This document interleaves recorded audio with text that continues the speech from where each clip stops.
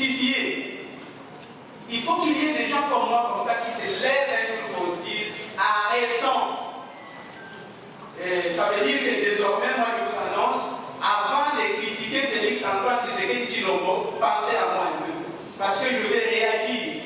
Je vais réagir avec véhémence. Véhémence, ce n'est pas comme c'est des gens qui ne pèsent même pas, mais vous aurez des arguments en face. Vous aurez des réponses, parce qu'il y a des choses qui sont faites. Jules Bolin dit Jules. Lingala peut-être que vous allez mélanger à mon français. Moutuna n'a eu ezali, courant ezalité. Peut-être il faut pas ça. Autant il va sauver ce pouvoir d'achat pour perdre les mots. En lycée, les alliés bien au commun de l'élo. Question Moussoussou, devant Moïse Katumbi, est-ce que tu sais qu'il y a un programme? La qualité du tout dans la dollar. Et puis dollar, moyen de commun 26. Je vais répondre de façon rapide, mais en disant l'essentiel, parce qu'il y a beaucoup de questions. Négojude, Makambouya courant ou l'électricité, c'est une priorité pour le président de la République. Les gens ont souvent la mauvaise information. Pendant que je vous parle, le président investit. Il est en train d'investir dans l'électricité. Aujourd'hui, il y a d'abord ce qu'on appelle des projets à court et à moyen terme. La française. Et puis, Azali Kosala Manso, tous voient l'électricité dans le Boka, dans Kinshasa Kakate, pour Kinshasa, les Ali Congodi. Et ça n'a pas comment on va faire un mini grid. Il faut l'en avoir pour les Kouzou. La mini grid, les Ali, façon de couper sa électricité, Mbangu. Pourquoi? C'est parce que la mini grid est une solution définitive. Et lorsque je parle de mini grid, les amis programmes de la Banque mondiale. Il y a coupé sa utilité dans la Congolais à travers les mini grid. Ou ce qu'on appelle aussi les mini centrales. Les mini centrales ne sont pas des centrales hydroélectriques. Mais la solution définitive ou la solution efficace, on a appelé la solution structurelle, et Zali Tango, président au PESA, courant président dans la Congolais, Nyonso. Et puis, nous sommes dit à la Congolais pour exporter en eau. On a fait mais il y a un dégât. Solution avec ce que nous appelons la construction du grand Inga. Ils sont nous dire Inga y a monnaie pour construire en eau. Mais en posant la question de construire, il ne faut pas vous tromper. Ne croyez pas qu'en 5 ans ou en 2 ans et demi, le président Tshisekedi a pas dit aussi ça va grand Inga. C'est impossible. Pourquoi? Et ça dit impossible parce que construire grand Inga en 5 ans c'est impossible. On a dit que ça attends les États-Unis va jamais pour ça. Pourquoi? Parce que grand Inga, les infrastructures il y a un néné. Et les autres, c'est un minimum, ce qui n'a pas aussi pour vérifier, minimum c'est 10 ans. Pour que grand Inga ait tellement, minimum c'est 10 ans. Et les 10 ans en question, ça veut dire que ma coquille nyonso, vous en avez déjà. Et même en ayant ma coquille nyonso, ma boko, grand Inga est coquille aussi là seulement à partir de 10 ans, le minimum. Sinon, il faut qu'il peut ça à 15 ans, 20 ans. Attends, vous en avez moyen. Donc, les amis, projet m'ont à la casse. Je vais aller plus loin de vos yeux. J'ai des réponses, mais je dois les résumer, sinon je suis beaucoup parler aujourd'hui. Courant est dans la 3 étapes. Nous avons notre production, étape de Liboso, étape de transport de l'énergie, et étape de distribution de vos yeux. Les 3 étapes ici, il y a une étape de Liboso de construire une centrale hydroélectrique. Ils ont 5 ans pour élever. Ils ont 5 ans d'expertise à ma casse. Nous allons encore présenter nous à l'extérieur. Il faut pas banque, nous sué contre la Kati, donc les gens ont ça et aux hommes attendent. Et voilà, au coquille pour condamner le président Tshisekedi pour la côté. Mais par effort, ils ont déjà mis en place avec les institutions de Bretton Woods pour que Graïga et Dongama, pour que les Congolais n'aient pas l'électricité. La Kati, pour nous, madame. Nous avons les dollars américains. Les ressources. Révélez une chose, ici c'est sans flatter qui que ce soit. Ce que nous appelons en français la surchauffe sur les plans économiques, je préfère dire cette partie-là en français pour que ce soit mieux expliqué. La surchauffe est une situation d'expansion de la demande qui entraîne un risque d'inflation. Quand il y a surchauffe, ça veut dire que la demande est plus forte, la demande est supérieure à l'offre. Et chez nous, vous savez que tout le monde peut utiliser les dollars. Et je pense bien que pendant que je parle de Kozulu, ne manque pas 10 dollars ou 100 dollars dans sa poche, en lieu et place des francs congolais. C'est ça qui déstabilise notre économie. Pour mettre fin à la surchauffe, la solution est simple. Il faut dédollariser l'économie. Si nous dédollarisons l'économie, en ce moment-là, on aura une solution efficace. Alors, regardez très bien le comportement des warriors pendant ces derniers temps. Au guichet de la Banque centrale, on ne touche plus au cash. C'est une décision salvatrice prise par le chef de l'État. Il n'a plus dit cash à la Banque centrale. Tout ce qu'il y a comme argent va dans les banques commerciales et les Congolais vont dans les banques commerciales pour retirer l'argent là-bas. Que ce soit en francs ou en dollars américains. Mais ce n'est pas la bonne information ici.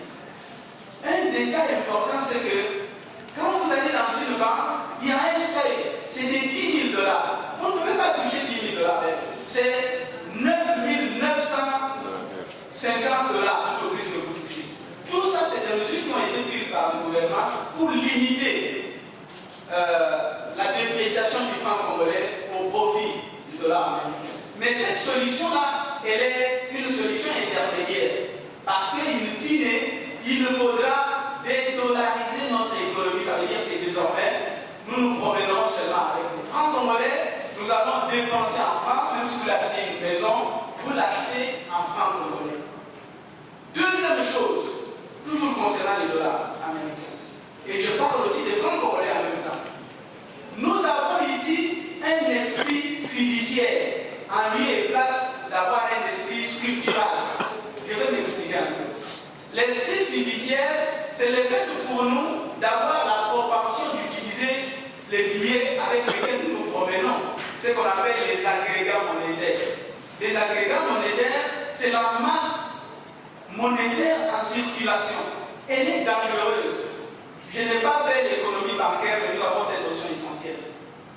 Donc les agrégats monétaires peuvent tuer un pays. Nous avons l'habitude, nous Congolais, de sillonner et de circuler avec des billets de banque en poche.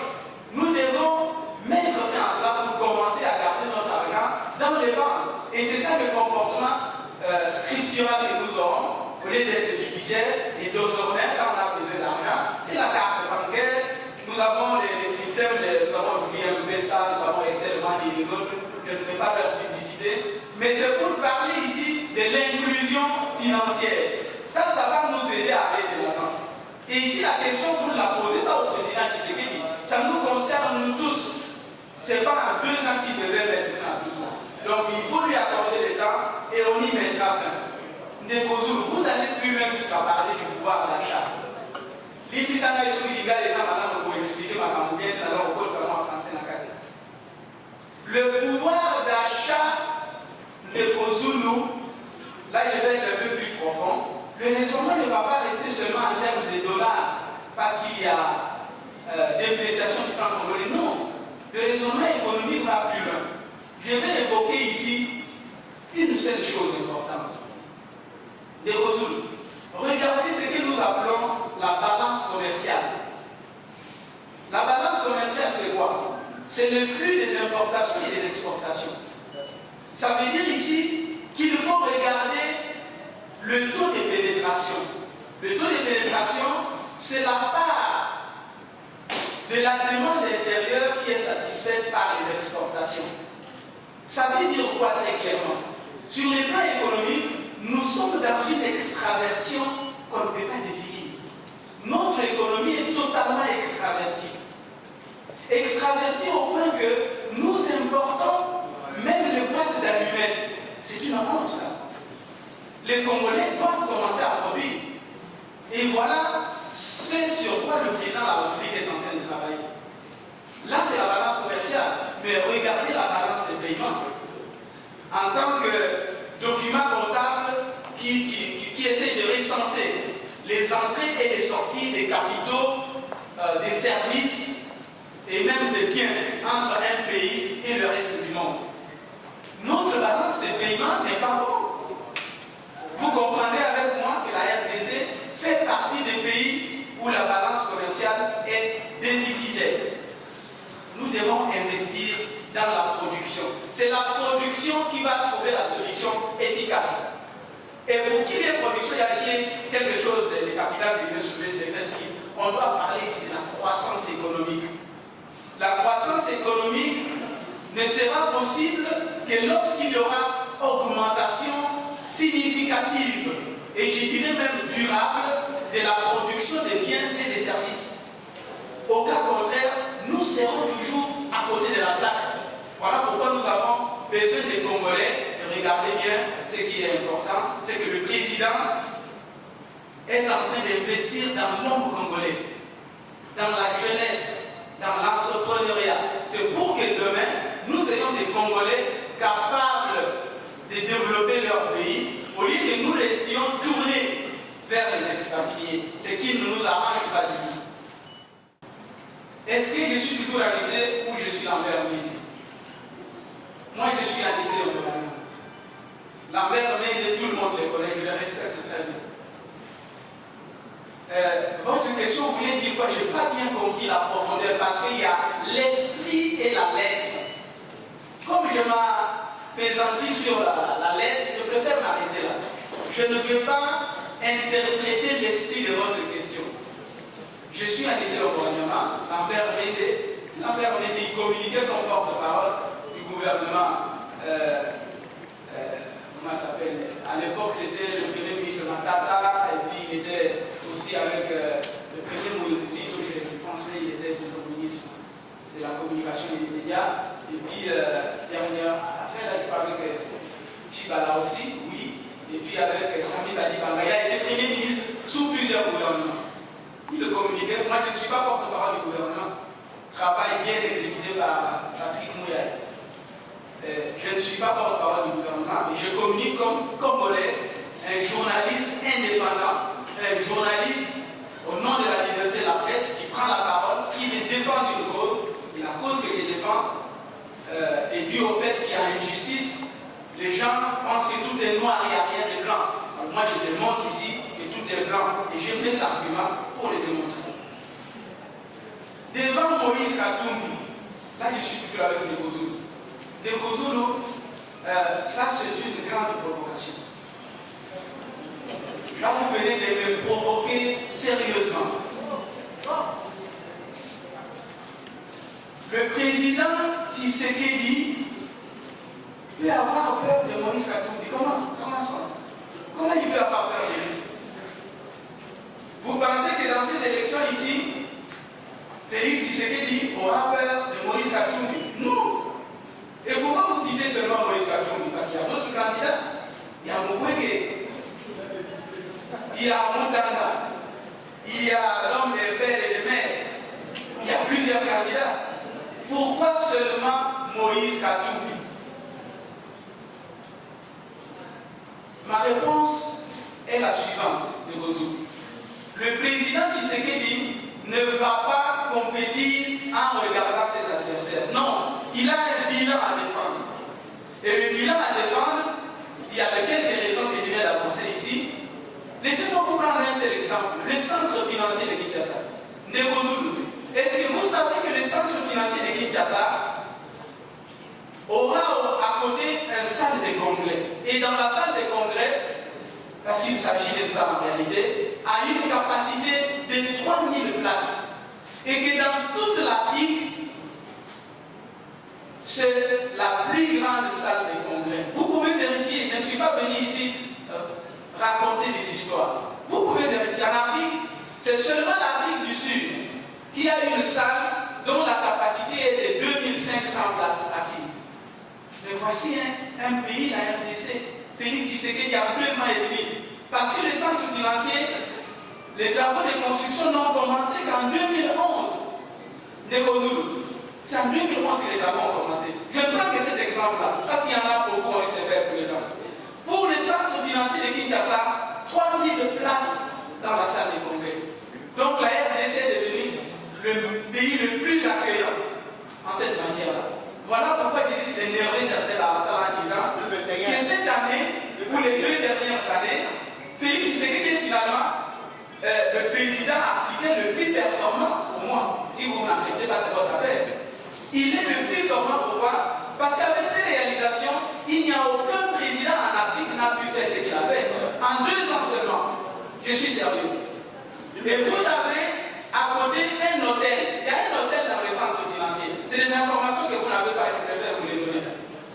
L'hôtel qui sera érigé là-bas s'appelle Marriott. Nombreux connaissent l'hôtel Marriott ici. Et ce sera le plus bel hôtel de Kinshasa. 19 étages, 4 suites présidentielles et des suites ordinaires. 4 suites présidentielles, il n'y a pas beaucoup d'hôtels en Afrique, on va pas compter ça. Donc vous avez un centre financier qui répond aux standards internationaux. L'autre information que je vous donne, le centre financier de Kinshasa est le plus grand centre ici en Afrique. Là aussi, je ne suis pas en train de mentir. Je ne suis pas en train de faire des élucubrations fantasmagoriques. Et c'est des informations vraies. C'est le meilleur de tous les centres financiers du continent africain. Alors là, je réponds déjà à une question qu'on a posée là-bas. C'est lui qui l'a posée, voilà sa réponse. Quand vous dites que j'ai fait beaucoup de superlatifs, vous m'avez mal compris.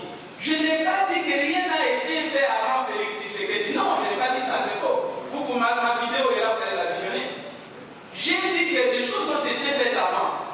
Mais le président Tshisekedi est le meilleur des meilleurs. Ça, c'est clair.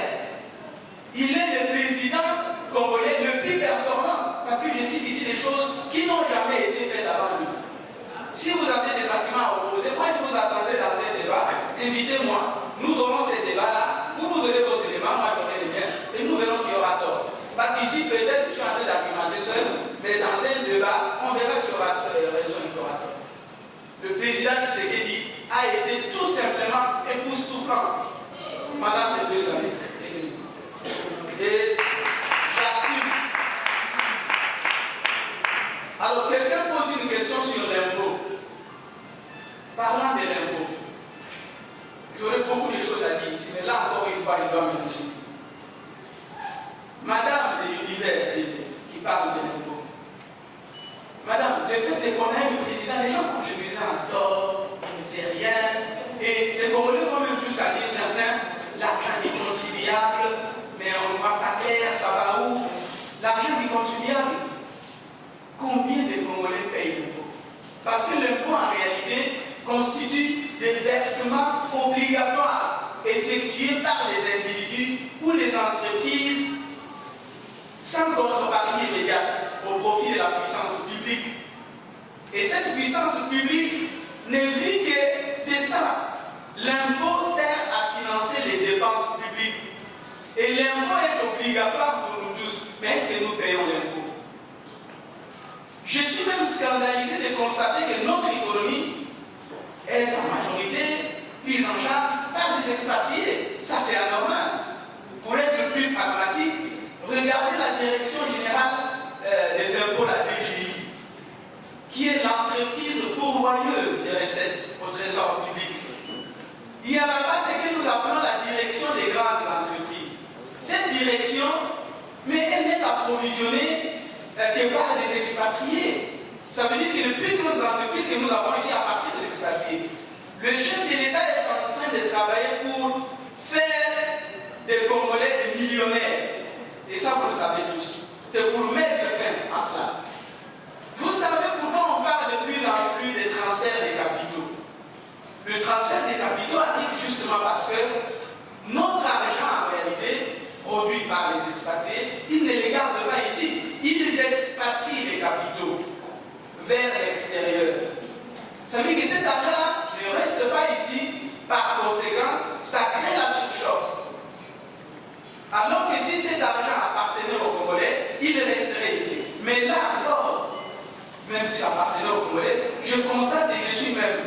intrigué de constater que parmi les Congolais, il y en a qui préfèrent rapatrier leurs capitaux vers l'extérieur parce qu'ils ont peur ici.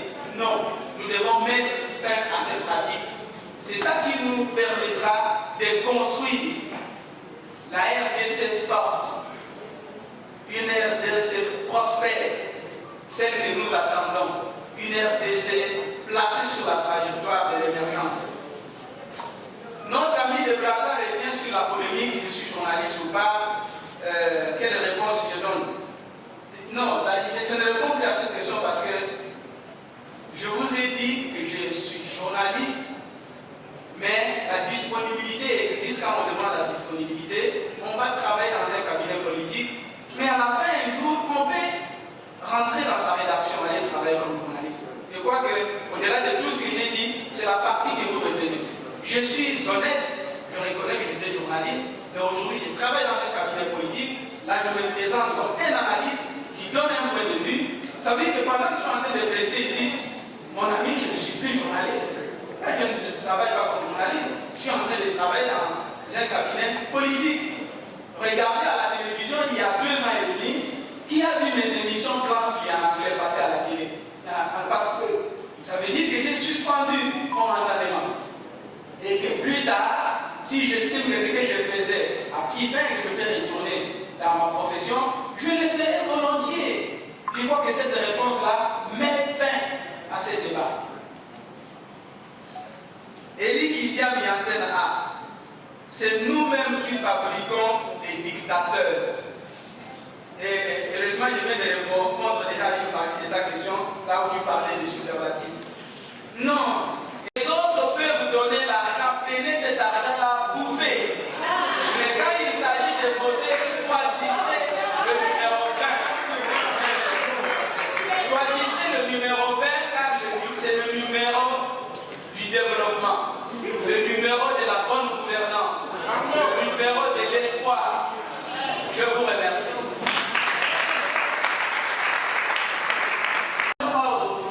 C'est la Cour constitutionnelle. C'est un débat.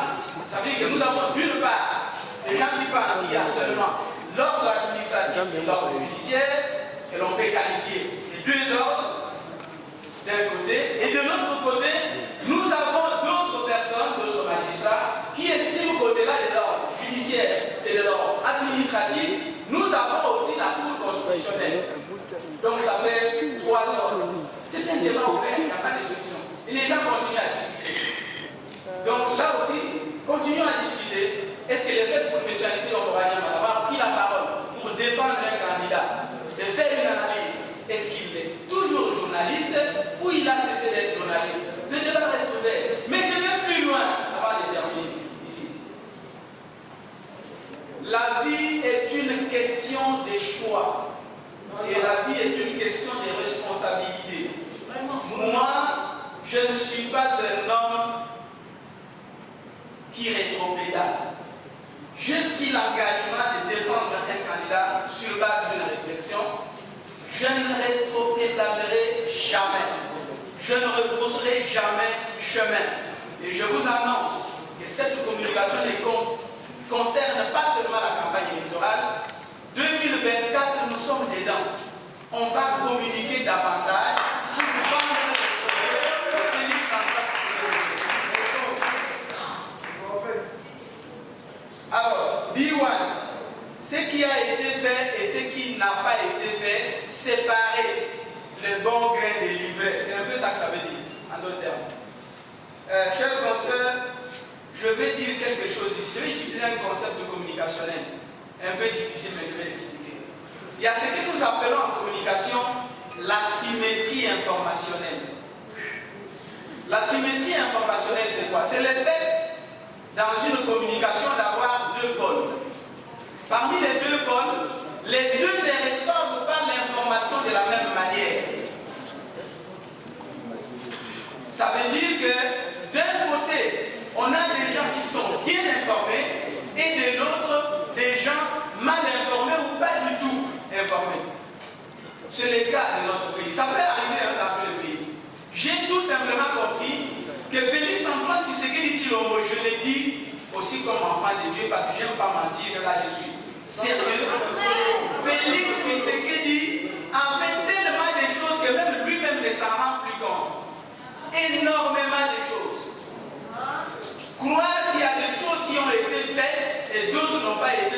c'est faux. Moi, je vais vous démontrer le contraire. Toutes les 20 raisons que j'évoque ici, rassurez-vous, des choses ont été faites. Mais le problème, c'est la symétrie informationnelle que je viens d'évoquer. Parce que l'information n'est certainement pas arrivée partout de la même manière.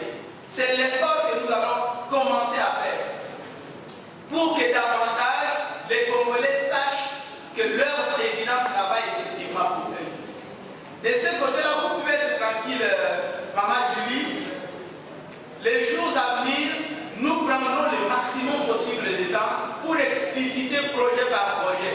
J'ai trouvé que ce serait ennuyeux si aujourd'hui j'étais venu avec des écrans, commencer à visionner ici le centre financier, on met là-bas les 145 territoires, l'hôpital général Mamayemo, aller à l'UPN réhabilité, l'IBDP réhabilité.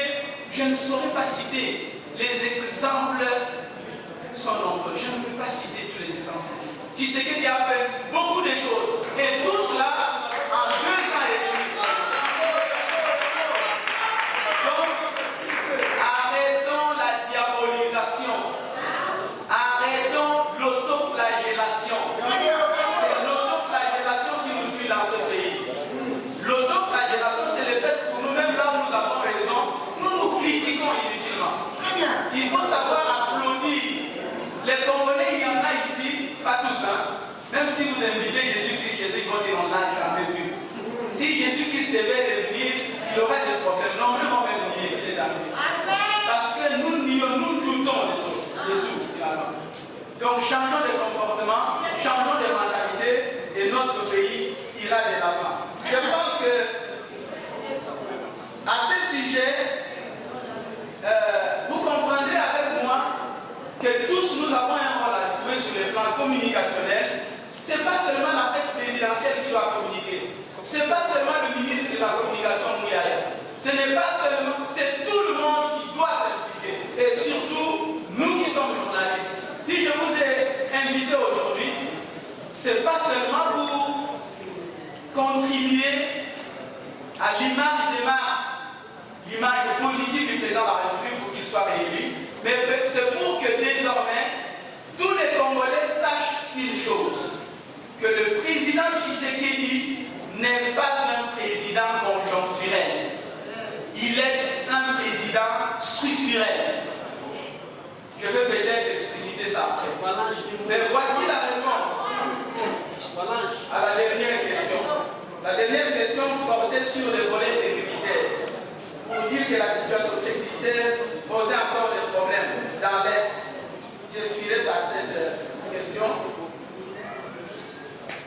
Vous savez que ça, c'est une... Moi, je suis congolais. J'allais dire de père et de mère. Ce que je vous dis aujourd'hui, par rapport à la guerre dans l'Est de la République démocratique du Congo, c'est que moi aussi, comme quelqu'un l'a dit ici, chaque fois qu'on parle de ça, j'ai des palpitations stomacales et cardiaques.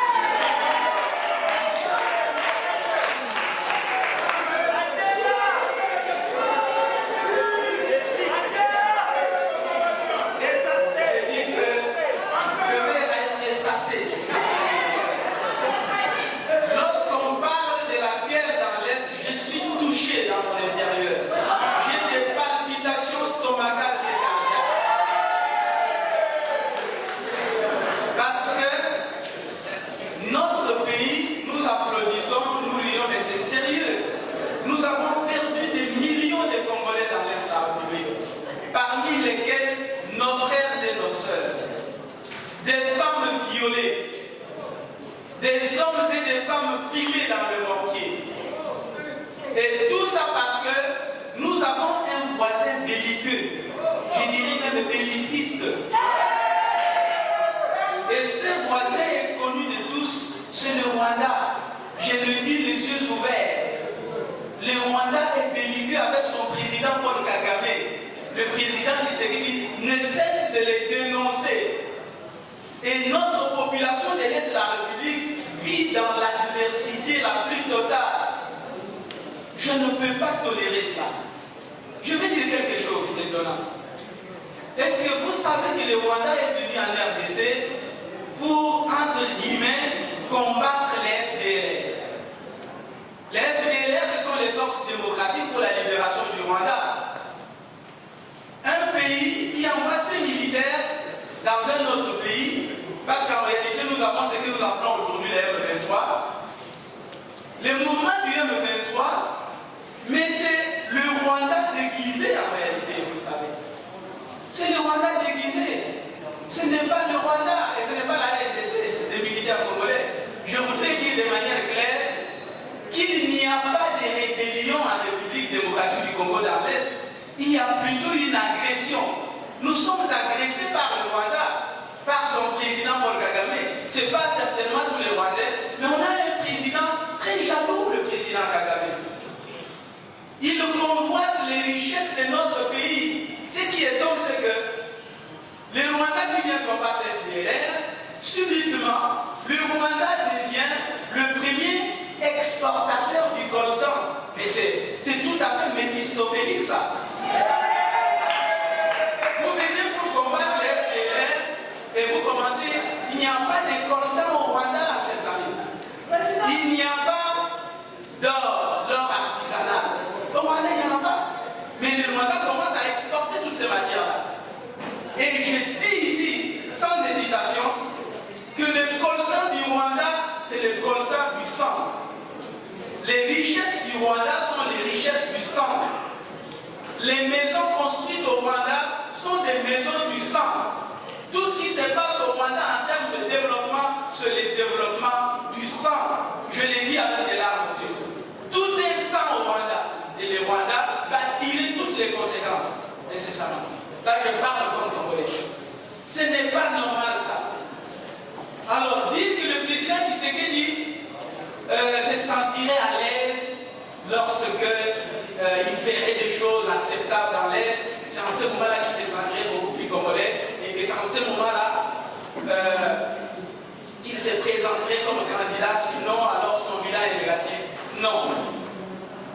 Le président Tshisekedi, pour ceux qui ne le savent pas, je le dis ici et il faut prendre ça au sérieux, a beaucoup investi dans la sécurité de notre pays.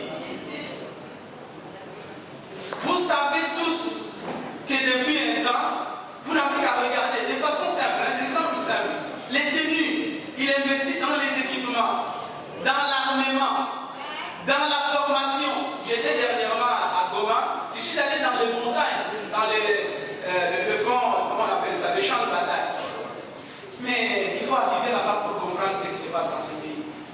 Le président travaille effectivement pour bouter l'ennemi hors du territoire national. Si vous les voyez fiers aujourd'hui, c'est parce que Félix Antoine Tshisekedi Tshilombo a effectivement investi dans l'armée congolaise. Je vais vous dire une chose qui va vous étonner.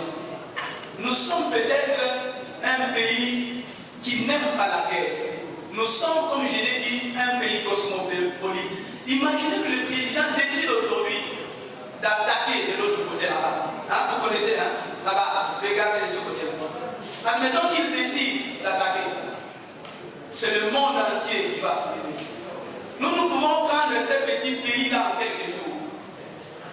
Je crois que nous n'aurons plus peur désormais de dénoncer les Rwandais pour dire qu'il n'y a pas insécurité dans l'Est en termes de rébellion. C'est plutôt une agression du Rwanda. Je crois qu'on peut passer à la seconde phase des questions. Merci. La deuxième série des questions. Oui. Oui. 5 questions et on va remplir 5 questions. Merci. Je voulais vous dire que je connaissais candidat.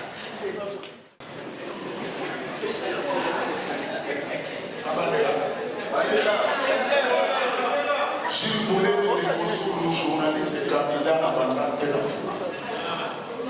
Deux petites questions. Il y a les gars là. Anissé, aujourd'hui en 2 ans et demi, Fatih Beton a salué le pays.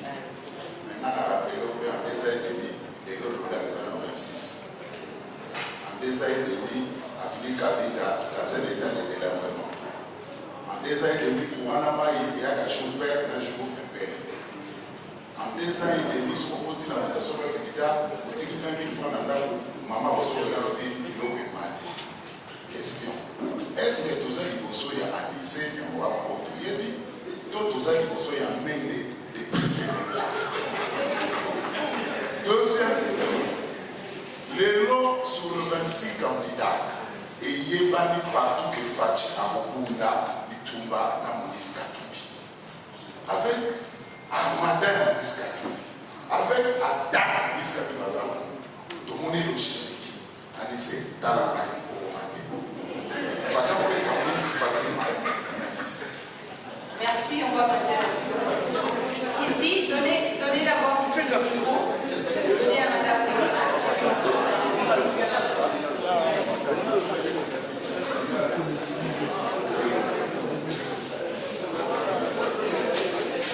Merci beaucoup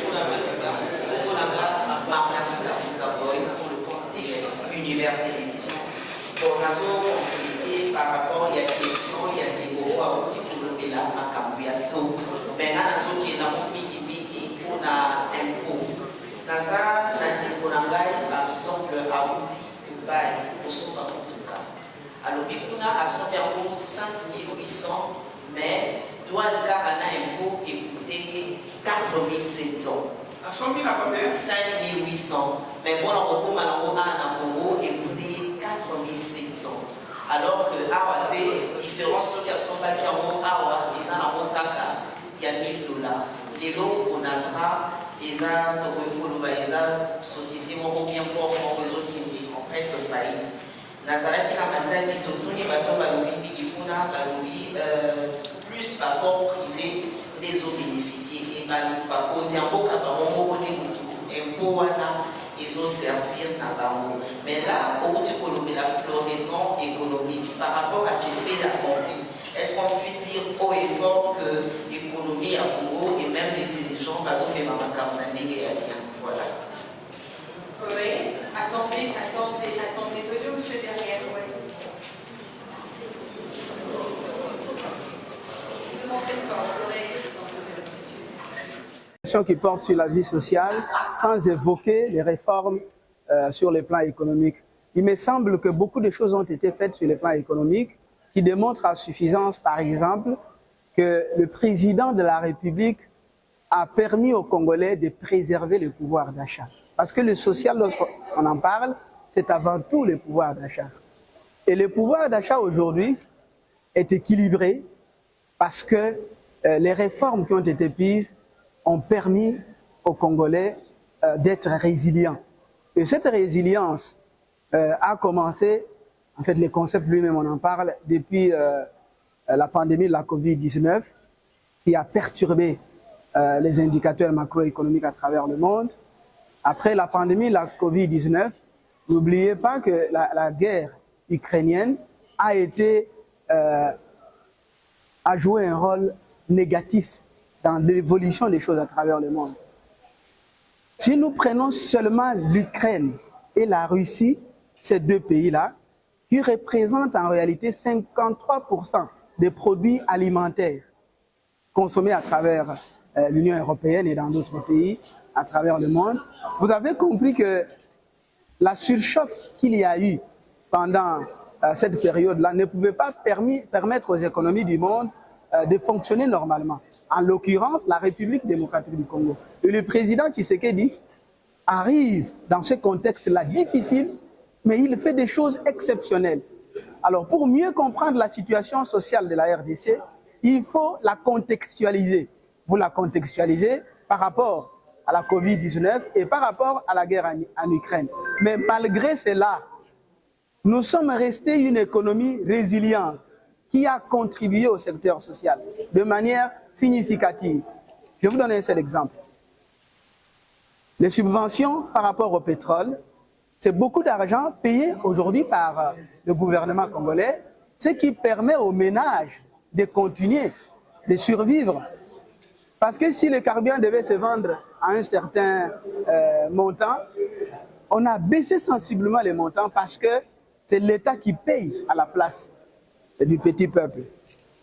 C'est vrai qu'il y a des réformes parce que les miniers, par exemple, à ce niveau-là, les choses peuvent être revues, mais de façon succincte, La vie sociale du Congolais, elle est bonne, mais elle va s'améliorer. Alors, en termes de sécurité, Dans la République, il travaille dans le sens de voir ces élections être organisées pour qu'elles soient inclusives.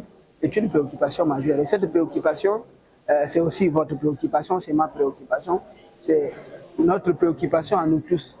Mais il faut retenir une chose, la plus importante, et ça je crois que je n'en ai pas parlé dans la conférence de presse, c'est que contrairement aux autres élections, celle de 2023, ce sera des élections les plus démocratiques, les plus transparentes et les plus crédibles.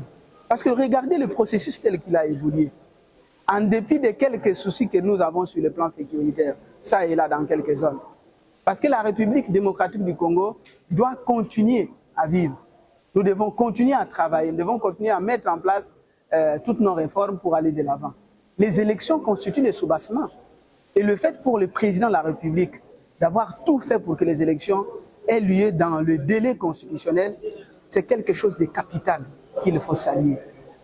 Ces élections seront les plus crédibles, les plus transparentes. Pourquoi? Parce que tel que le processus a évolué jusqu'à aujourd'hui, il n'y a pas une élection dans le passé qu'on peut comparer à celle d'aujourd'hui, celle de 2023. Parce qu'en 2006, rappelez-vous ce qui s'est passé, il y a eu mort d'homme. En 2011, rappelez-vous ce qui s'est passé, des contestations, ça et là. Parce qu'il y avait des candidats présidents qui estimaient qu'ils étaient les plus importants et qui n'ont pas permis à la République d'organiser des élections libres, démocratiques et transparentes. En 2018, c'était des élections difficiles, je ne peux plus rappeler les contextes, mais elles étaient plus ou moins bonnes, celles de 2018.